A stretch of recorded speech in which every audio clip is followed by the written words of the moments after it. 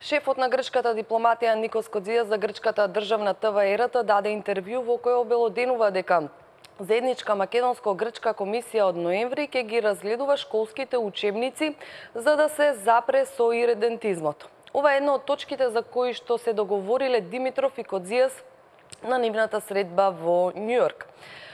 Во студиото на телевизија Нова е нашиот колега Христо Ивановски. Христо, ќе разговараме на оваа тема. Спорот со името во позадина крие еден проблем со иредентизмот, истакнува Коцидиас. Како да се протолкува ова и што ни порачува тој? Да, Коцидиас одговараше на новинарски прашања во кои клучно место зазема односите со Турција, затоа што наскоро тој ќе оди во посета на Турција на 24 октомври.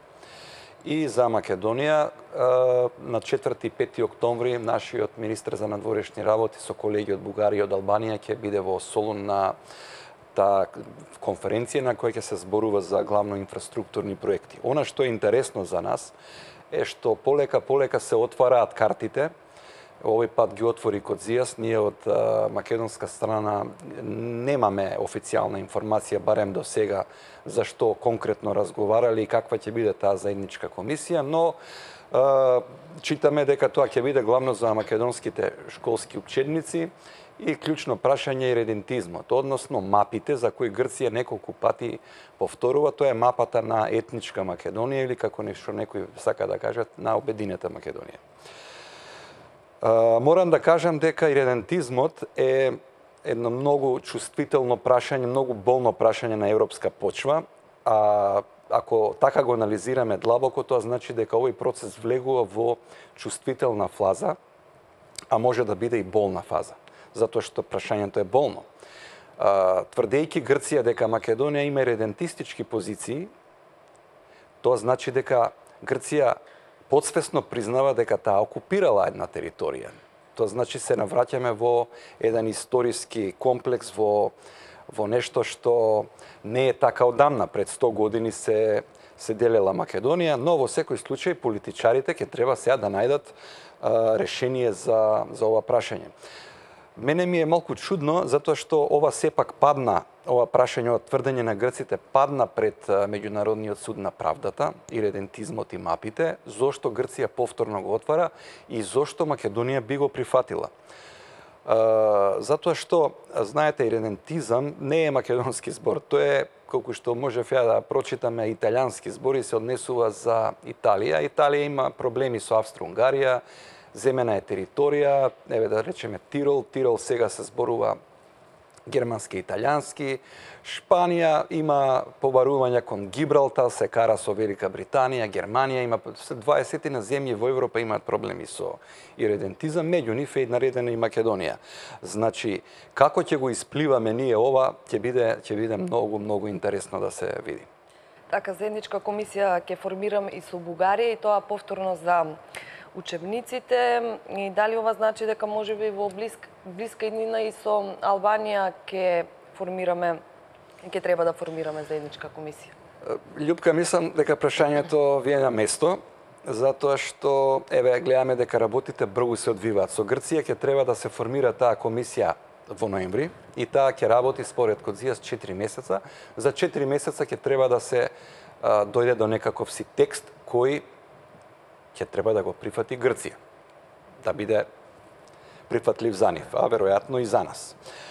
Со Бугарија исто така ќе треба да се формираат заеднички комисии, меѓутоа тука процесот оди малку побавно затоа што договорот за пријателство, добрососедство и соработка не е поминат во парламентот. Тој ќе треба да се ратификува, но ќе се формира таа комисија.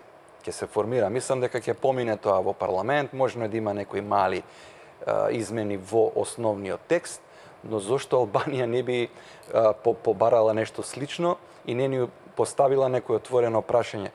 Да не забораваме, ние исто така имаме малцинство во Албанија, може да биде поставено како прашање, но честопати од албанска страна и тоа од највисоко ниво, од председателско ниво, доаѓале пораки дека Свети Стефан не е македонски манастир, односно Свети Наум, кој се наоѓа на блиску до граничниот појас, така што не би ме чудело кога и Албанија еден ден ќе побара сличен договор да да постигнеме да постигнат со нас. Дали ова што го бараат Грција и Бугарија сепак може да се примени или ќе се можеби доведеме во ситуација дека на нешто што сме обврзале нема да можеме да го исполниме или барем не на долг рок?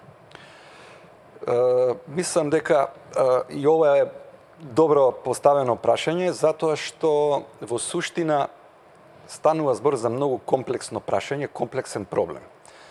Во Европа се решаваат овие прашања со договори, меѓутоа на некој начин сепак остануваат отворени, да речеме, кај чувствата на народот. Еве, например, во Македонија имаме голем број на македонци по потекло од Егејска Македонија. Како нив ќе им кажете дека тие не се родени во Егејска Македонија? Значи, опасноста или на тие што се родени во Пиринска Македонија, денешна Бугарија. Опасноста се вика со влегување, со подпишување вакви договори, вие практично да не решите проблем, туку да го замрзнете и тој да остане да го решаваат идните генерации. Тоа се случува конкретно Шпанија со Гибралтар. Тоа е прашање кое они не можат да го решат со договор, без разлика што Шпанија е членка на ЕУ, а Велика Британија беше до вчера членка на ЕУ. Без разлика што постои меѓународен суд во суд на правда во Луксембург, кога членките, кога ќе дојде едно вакво прашање да се решава, тие едноставно викаат не го почитуваме, имаме своји чувства, имаме своја историја и така натаму. Значи, можно е да не биде применлив ниту договорот со Бугарија, ниту заедничката комисија што ќе се формира со Грција, затоа што да не забораваме, ние имаме и времена спогодба со грците, па таа е речиси неприменлива. Значи, ние стигнавме до едно ниво на развивање на односите со Грција, но клучното прашање Грција да не стопира во интеграциите не се исполнува членот 11. Практично, сега грците викаат, вие треба да ја почитувате спогодбата, каде што се предвидуваат мерки за градење на доверба, меѓу кои може да се прочитаат и овие за коригирање на учебници и така натаму. Но прашањето е, зошто па да македонската страна да не отвори друго прашање кое е принципиелно? И тоа е во согласно со Советот на Европа. Двојазични табли, признавање на македонското малцинство, да имаат и тие основни човекови и малцински права, како што е тоа во Европа, каде што нели Грција е стара членка. Така. Христо, ти благодарам за овој разговор во однос на Македонско-грчката комисија за менување на учебниците.